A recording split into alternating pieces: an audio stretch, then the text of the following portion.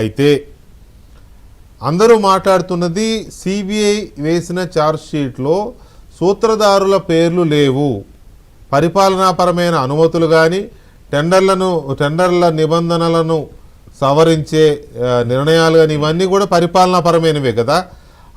అవి తీసుకున్నది ఈ పై వాళ్ళే. ఎవరు సుబ్బారెడ్డి గారు, అప్పుడున్న చైర్మన్ సుబ్బారెడ్డి గారు కావచ్చు, బొమ్మన కరుణాకర్ రెడ్డి గారు కావచ్చు, చెవిరెడ్డి భాస్కర్ రెడ్డి గారు కావచ్చు, వీళ్ళే కదా పర్చేసింగ్ కమిటీ మెంబర్స్ వీళ్ళిద్దరు.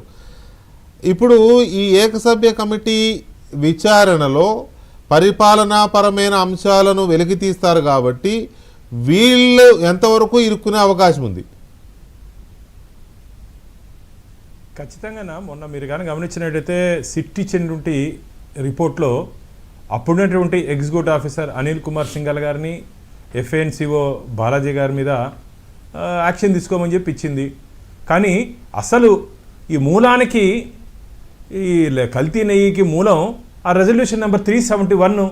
ఆ రెజల్యూషన్ నెంబరు గతంలో ఉన్నటువంటి టెండర్ ప్రొసీజర్లో ఎందుకు రిలాక్సేషన్ ఇచ్చారు, ఎవరి కోసం రిలాక్సేషన్ ఇచ్చారు, ఆ రోజు 371 మీరు కానీ గమనించినట్టయితే పూర్తిగా మాడిఫికేషన్ చేశారు కదా టెండర్ ప్రొసీజర్ని అంతా.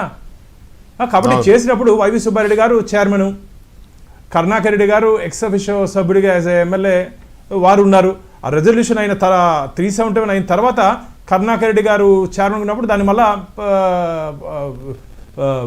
ప్రాసెస్ చేశారు. తప్పు చేసింది వాళ్ళు. ఆ రోజు అధికారి మీద చర్యలు తీసుకున్నారు. ఎగ్జిక్యూటివ్ ఆఫీసర్, మెంబర్ సెక్రటరీ ఉంటారు బోర్డులో.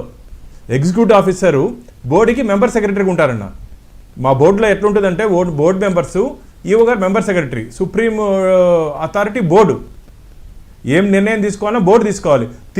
నిర్ణయం తీసుకున్న వాళ్ళని వదిలేసి సంతకం పెట్టిన వాడిని ఈ ఎగ్జిక్యూటివ్ ఆఫీసర్ మీద చర్యలు తీసుకున్నారు. ఏ సంతోషం, మిగతా వాళ్ళు ఎందుకు వదిలేశారని అడుగుతున్నాం. అవన్నీ ఇప్పుడు బయట వస్తాయి.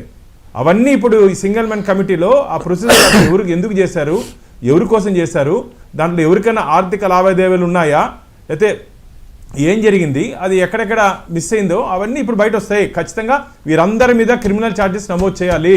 స్వామివారి ప్రసాదంలో కల్తీ జరగడానికి మూల కారణం ఆ రెజల్యూషన్ నెంబర్ 371.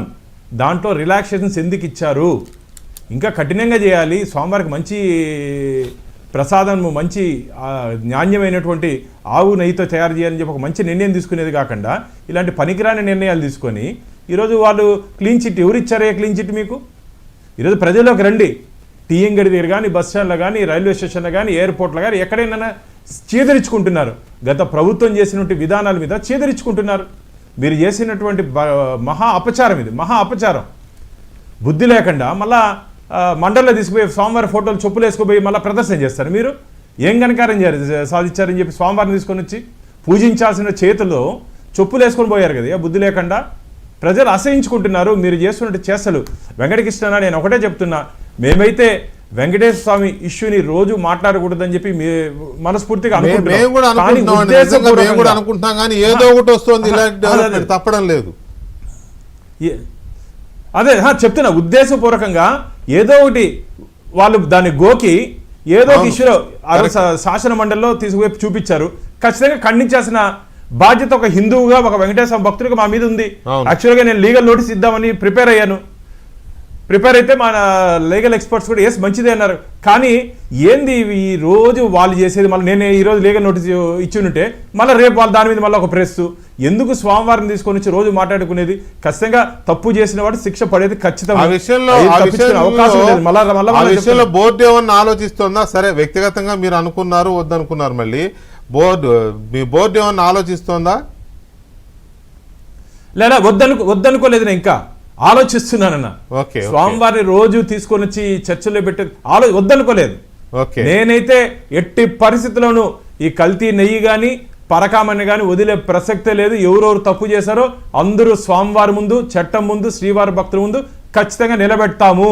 తప్పు చేసిన వాడిని మళ్ళీ చెప్తున్నా, తప్పు చేసిన వాడు ఏ స్థాయి వ్యక్తినైనా సరే స్వామివారి ముందు నిలబెట్టారు, దగ్గరలోనే ఉంది. రైట్, భాను ప్రకాష్ రెడ్డి గారు, థ్యాంక్ యూ వెరీ మచ్ అండి. సార్, ఒక నిమిషం, రేపు దీని మీద సమగ్రమైనటువంటి చర్చ ఉందండి.